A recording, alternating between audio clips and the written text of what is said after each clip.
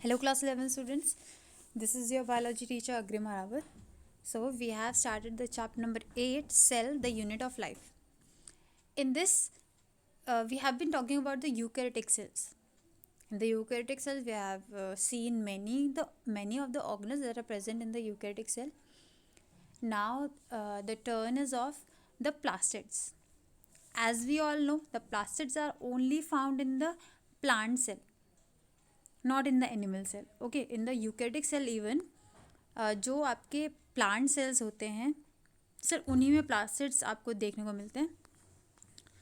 Animal cell में plastids नहीं मिलते. प्लांट सेल के अलावा यूग्लिनॉइड्स जो होते हैं, ठीक है, जिनके बारे में हमने प्रीवियसली पढ़ रखा है, तो यूग्लिनॉइड्स में आपको देखने को मिलेंगे प्लास्टिड्स के अलावा, प्लांट सेल के अलावा सिर्फ. ठीक है, okay. If you can see it here, plant cell और यूग्लिनॉइड्स में आपको मिलेंगे प्लास्टिड्स. और जैसे कि माइटोकॉन्ड्रिया में हमने पढ़ा था कि वो इजीली नहीं दिखते, बट प्लास्टिड्स बड़े इजीली माइक्रोस्कोप के अंदर दिख जाते हैं. ऐसा कोई स्पेसिफिक स्टेन वगैरह ऐसे बहुत ज़्यादा कोई ज़रूरत नहीं पड़ती, क्योंकि बहुत बड़े होते हैं तो आराम से दिख जाते हैं. जो प्लास्टिड्स होते हैं, देयर आर 3 टाइप्स. 3 तरह के प्लास्टिड्स होते हैं अकॉर्डिंग टू देयर कलर. ठीक है, हमने ये 3 तरह के हमने प्लास्टिड्स बोले हैं, वो किस बेसिस में, उनका कलर कौन सा है. Okay, so the first type of plastid is called as chloroplast. Okay, so the first plastid we have is the chloroplast. We have our pen. Okay, so when we are talking about the chloroplast, we have already heard about it, that chloroplast is present in the green plants. जो green plants होते हैं उनमें chloroplast मिलता है. तो इसका colour क्या होगा, ग्रीन प्लांट्स में ग्रीन कलर का, राइट. किस पिगमेंट की वजह से ग्रीन कलर होता है प्लांट्स में, क्लोरोफिल. दैट्स मीन जो ग्रीन कलर इम्पार्ट होता है ग्रीन प्लांट्स में, वो किसकी वजह से होता है, क्योंकि वहाँ पे क्लोरोप्लास्ट प्रेजेंट होते हैं जिसके अंदर क्लोरोफिल पिगमेंट प्रेजेंट होता है. इसके अलावा कैरोटीनॉइड एक पिगमेंट भी प्रेजेंट होता है यहाँ पे. अब हमने ये चीज़ सुन रखी है, जो ग्रीन प्लांट्स होते हैं वो खाना बनाते हैं. ठीक है, वो रिस्पॉन्सिबल होते हैं फोटोसिंथेसिस के, जो कि प्लांट्स में होती है. इसका मतलब खाना बनाने के लिए, जब आपकी मदर को खाना बनाना होता है तो उसे कुक करना है, पकाना है उसे, तो उसे गैस पे रखेंगे ना. ठीक है, गैस स्टोव के लाइट करेंगे उसे, उसके बाद जो उसमें से फ्लेम आएगी उससे खाना पकेगा. तो एनर्जी की ज़रूरत है खाना पकने के लिए भी. तो सेम टू सेम जब प्लांट्स को खाना बनाना होता है तो उन्हें भी एनर्जी की ज़रूरत पड़ती है, और वो एनर्जी उन्हें मिलती है लाइट एनर्जी से. जो सन की लाइट होती है, सन की रेज़ को ट्रैप करके वो खाना बनाते हैं. तो सन की रेज़ को ट्रैप करने का काम क्लोरोप्लास्ट करता है. ठीक है, उसी के अंदर खाना बनता है. तो क्लोरोफिल और कैरोटीनॉइड्स जो क्लोरोप्लास्ट में प्रेजेंट होते हैं, वो एक्चुअल में लाइट एनर्जी को ट्रैप करके फोटोसिंथेसिस करवाने में मदद कर रहे हैं. ठीक है, फोटोसिंथेसिस करवा रहे हैं एक तरह से. Okay,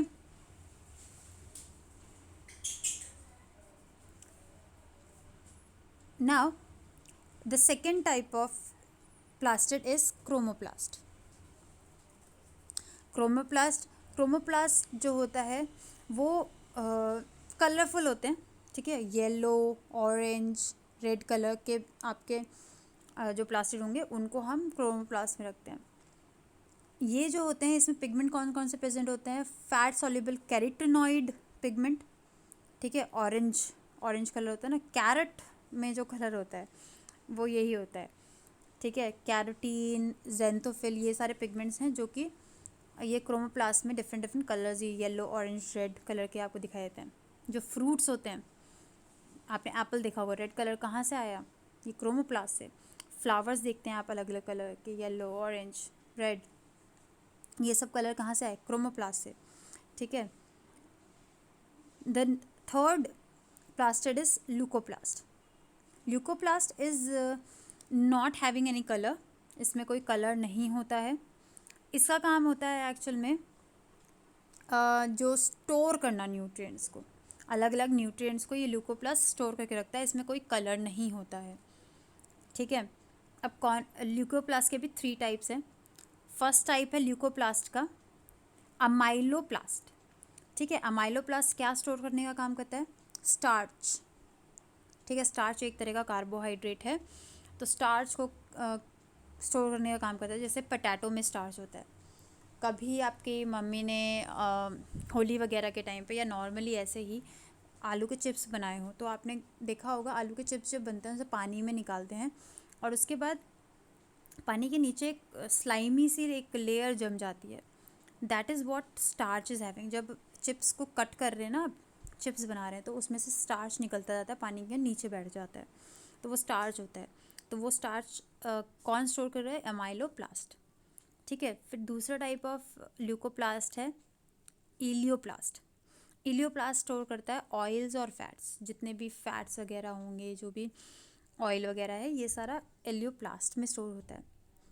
third type of leucoplast is aleuroplast. ये स्टोर करता है प्रोटीन्स को। ठीक है, तो प्लास्टिड्स में हमने 3 टाइप के प्लास्टिड पढ़ लिए, chloroplast, chromoplast and leucoplast. Chromoplast का काम है फोटोसिंथेसिस करवाना। ठीक है, क्रोमोप्लास्ट का काम है आपका कुछ कलर इम्पार्ट करना, कुछ पर्टिकुलर स्पेसिफिक पार्ट्स को प्लांट के। ठीक है, ल्यूकोप्लास्ट का काम है स्टोरेज करना, स्टोर करता है न्यूट्रिएंट्स को। और ल्यूकोप्लास्ट में भी हमने 3 टाइप के पढ़ लिए, amyloplast, elaioplast and aleuroplast. Okay, now moving forward, now we are going to talk about the structure of the chloroplast। हम क्लोरोप्लास्ट के स्ट्रक्चर के बारे में बात करेंगे स्पेसिफिकली, क्योंकि ये जानना हमें बहुत ज़्यादा इम्पॉर्टेंट है। जो खाना बन रहा है पूरा प्लांट का, ठीक है, और वो एनर्जी जो खाना बन के वहाँ से एनर्जी ट्रांसफ़र हो रही है ह्यूमंस तक। ठीक है, तो वो जो एनर्जी फॉर्मेशन सबसे स्टार्ट कहाँ से वो तो पता होना चाहिए ना, तो ये हम यहाँ से देखेंगे। तो अगर हम बात करें क्लोरोप्लास्ट, तो मेजरली आपको क्लोरोप्लास्ट देखने को मिलते हैं ग्रीन प्लांट्स में। ठीक है, और ग्रीन प्लांट्स में भी कुछ मीज़ोफिल सेल्स होती हैं लीव्स में। ठीक है, पत्तियों में मीज़ोफिल सेल्स होती हैं जिनके अंदर क्लोरोप्लास्ट स्पेसिफिकली प्रेजेंट होता है। तभी हम बोलते हैं कि प्लांट्स में कौन सा पार्ट फोटोसिंथेसिस करवाता है, या खाना कौन सी पार्ट में बनता है, वो बनता है लीव्स में। तो लीव्स में ही मीज़ोफिल सेल्स होती हैं जिसके अंदर क्लोरोप्लास्ट है, जो कि खाना बना रहा है। ठीक है, अगर हम बात करें कि शेप वगैरह कैसे हो सकती है आपकी क्लोरोप्लास्ट की, तो वेरी कर सकती है। आपकी अलग अलग शेप हो सकती है। लेंस शेप, लेंस जिस शेप का होता है गोल, ठीक है, ओवल हो सकती है, स्फेरिकल, डिस्कॉइड। डिस्कॉइड आपकी एक थोड़े से कोई पर्टिकुलर स्ट्रक्चर नहीं होता, थोड़ी सी बिगड़ी हुई सी शेप होती है। रिबन शेप, लंबा सा एक रिबन, ठीक है, उस शेप का हो सकता है क्लोरोप्लास्ट। डिफरेंट डिफरेंट हो सकते हैं और इनके साइजेस भी डिफरेंट हो सकते हैं। लेंथ इनकी 5 to 10 माइक्रोमीटर से और विड्थ 2 से 4 माइक्रोमीटर तक हो सकती है, मतलब वेरी कर सकती है according to different plants. Okay, then if we are going to talk about the number of chloroplast present in each cell, अगर हम बात करें कि कितने नंबर ऑफ क्लोरोप्लास्ट एक सेल में प्रेजेंट होते हैं, तो ये भी वेरी करते हैं। क्लेमाइडोमोनास जो कि एक ग्रीन एल्गी है, उसके बॉडी में एक सेल के अंदर एक क्लोरोप्लास्ट आपको देखने को मिलेगा।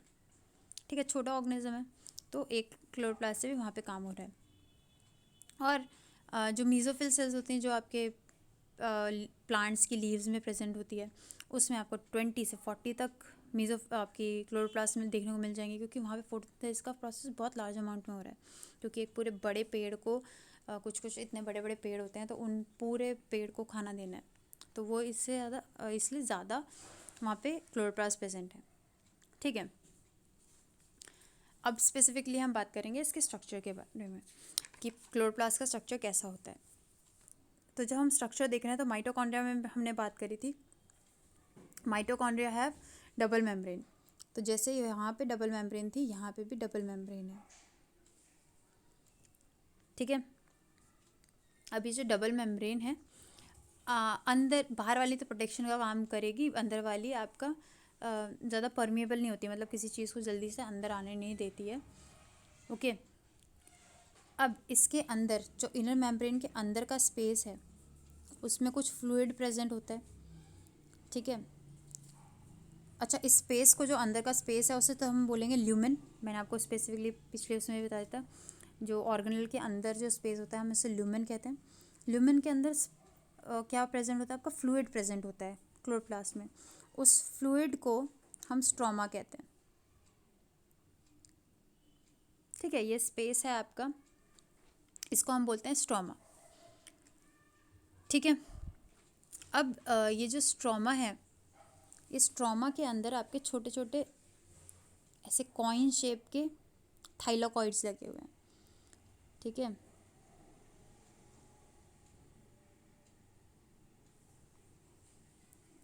एक मिनट।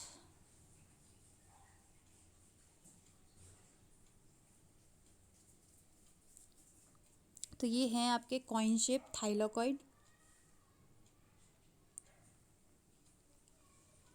अब ये कॉइन्स एक के ऊपर एक रखे हुए होते हैं। ठीक है, एक के ऊपर एक ऐसे करके रखे हुए हैं। ठीक है, दिख भी रहे हैं आपको किस तरह से ये थाइलाकॉइड लगे हुए हैं, है ना, एक के ऊपर एक। तो ये थाइलाकॉइड हैं, ये एक्चुअल में जगह हैं जहाँ स्पेसिफिकली आपका फोटोसिंथेसिस हो रहा है, इनके अंदर हो रहा है। और ये एक के ऊपर एक बिल्डिंग की तरह लगे हुए हैं, जैसे हमारे जो बिल्डिंग्स बनती है, आपकी ground floor, first floor, second floor, ऐसे करके लगा हो ना, वैसे ही ये भी लगे होते हैं। अब ये जो थाइलाकॉइड, जो स्टैक होता है थाइलाकॉइड का, बहुत सारे थाइलाकॉइड का, उन्हें बोलते हैं ग्रेना। ठीक है, जो जैसे ये आपके थाइलाकॉइड्स हैं, एक एक को हम थाइलाकॉइड बोलेंगे, और बहुत सारे जो स्टैक में लग जाएंगे उन्हें बोलेंगे ग्रेना या ग्रैनम। ठीक है, इधर ध्यान देंगे, बात समझ आ रही है? ठीक है, ये हो गए आपके पर्टिकुलर साइट्स। ठीक है, तो इसको एक बार पढ़ के आपको बता देती हूँ मैं।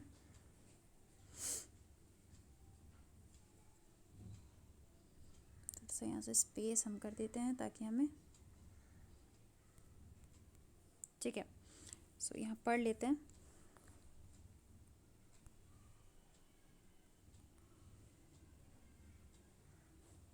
Like mitochondria, the chloroplast also have double membrane bound. ठीक है, of the two, the inner chloroplast membrane is the relatively less permeable. अंदर वाली जो होती है कम permeable होती है, इजीली सबको किसी भी चीज़ को अंदर नहीं आने देती। जो स्पेस इनर मेम्ब्रेन के अंदर की तरफ है उसे हम बोलते हैं स्ट्रोमा।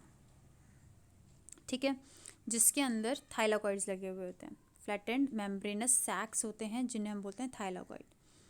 ओके, थाइलाकॉइड जब एक साथ अरेंज हो जाते हैं स्टैक्स में तो उन्हें बोलते हैं ग्रेना। ठीक है, मैंने आपको बता दिया, एक ये थाइलाकॉइड है, जब इसकी बहुत सारे थाइलाकॉइड लग जाएंगे, एक के ऊपर स्टैक लग गया, इनका चट्ठा लग गया ऊपर, तो पूरे स्टैक को हम क्या कहेंगे, ग्रेना। ठीक है, सिंगल होगा तो ग्रैनम। अच्छा, एक चीज़ मैं आपको बताना भूल गई, जैसे ये एक ग्रेना का स्टॉक है, अब दूसरा आपका ग्रेना लगा दिया मैंने यहाँ। अब ये ना बीच बीच कनेक्टेड होते हैं एक दूसरे से, जैसे ब्रिज लगे हुए थे ना, इस तरह से ये एक दूसरे से कनेक्टेड होते हैं। ठीक है, ये इस कनेक्शन को बोलते हैं स्ट्रोमेला लैमिना, स्ट्रोमा लैमिना। ठीक है, ये कनेक्ट रखता है एक ग्रेना को दूसरे ग्रेना से। ओके, सो यहाँ पे पढ़ भी लेते हैं, यहाँ लिखा भी है इसके बारे में।